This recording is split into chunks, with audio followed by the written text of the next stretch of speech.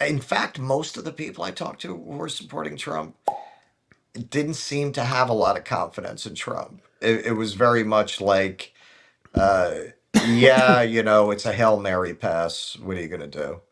Yeah, now look, it's one The thing. Yeah. Look, so I totally understand people who say it's a Hail Mary pass. I'm going to take a flyer. I've described Trump as the gun.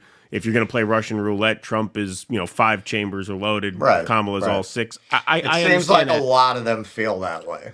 Sure, and I understand that. I can sympathize with that as a commentator who if I say okay, do it, the way I feel is if I direct people to support Donald Trump or to vote for Donald Trump, I feel like I own more shares of his administration than the Hmm. average voter who just Right, takes their right, vote into a booth. right.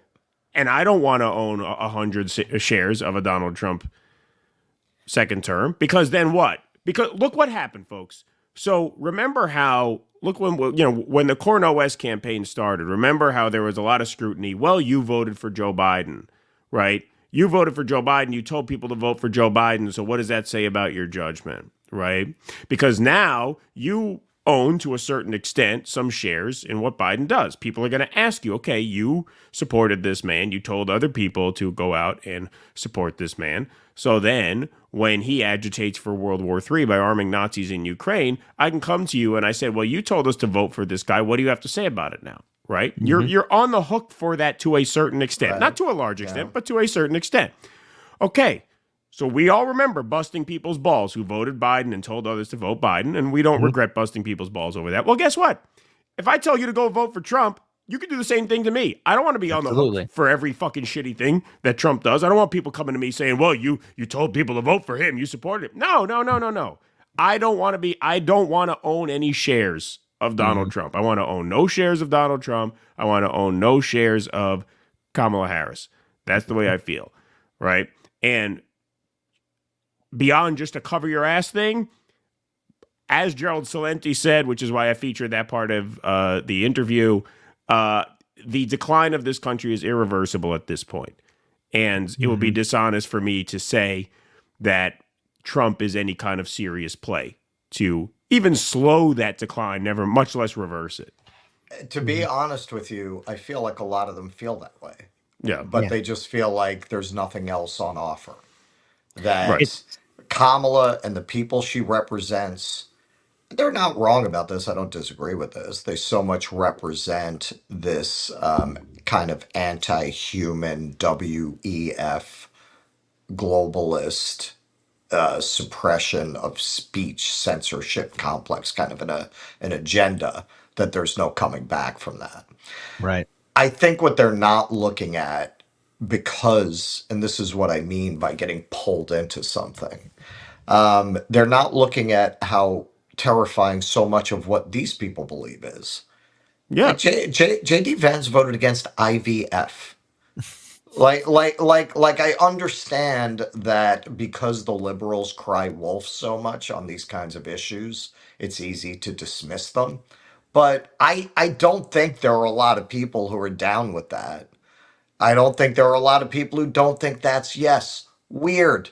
It's weird to to be that obsessed with this. And frankly, it's to me, looking at where Republicans have gone post Dobbs, it's very much part of my explanation for why they developed, amongst many other reasons, why they developed this obsession with trans rights. Because once they passed gay marriage, they needed a new thing to gin up outrage around, which means you have to go somewhere more outrage inducing. I think that's pretty much what happened with them. Like Dobbs got passed. They were the dog that caught the car. This is an Hmm. issue they've been dining out on since Reagan. They didn't know where to go with it. So they have to go into these insane areas about in vitro fertilization. They have to go there to keep that going. But hey man, does anybody want that? Like, do you really feel like that's something to just dismiss? Like, do you really Hmm. feel like that's not something that bothers you? Well, not only that, even on a more conceptual level, like what they seem to advocate for is feudalism.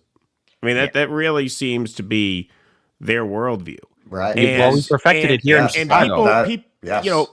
people think that that's somehow like less insidious than sort of globalized neoliberalism. It's not so much less insidious as it's simpler, right? Like what makes the World Economic Forum this very threatening thing in the minds of people, not wrongfully, is that it's complicated, right? It's this big thing that wields influence in ways that we don't exactly understand quite how, but their influence is undeniable, right? It's consensus. It's what George Carlin says. You don't need an organized conspiracy when interests converge. They all fly their private jets out to Davos and they all talk to each other about the way they want things to be, and poof, it happens. Do we know exactly how? No. Nope. And there's something scary about that. The world they envision is Elon Musk owns the social media company. He makes the rules, and we all live by the rules.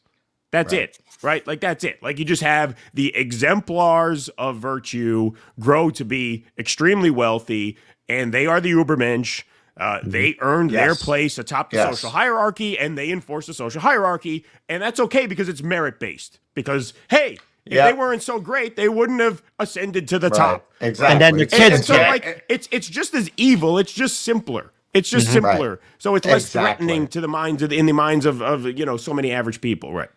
Right. And go ahead. Sorry to cut you. Well, the thing is, like, when we look at feudalism, I mean, even then here in the United States, we've had created dynastic families, not only at the city level, but throughout the entire federal level.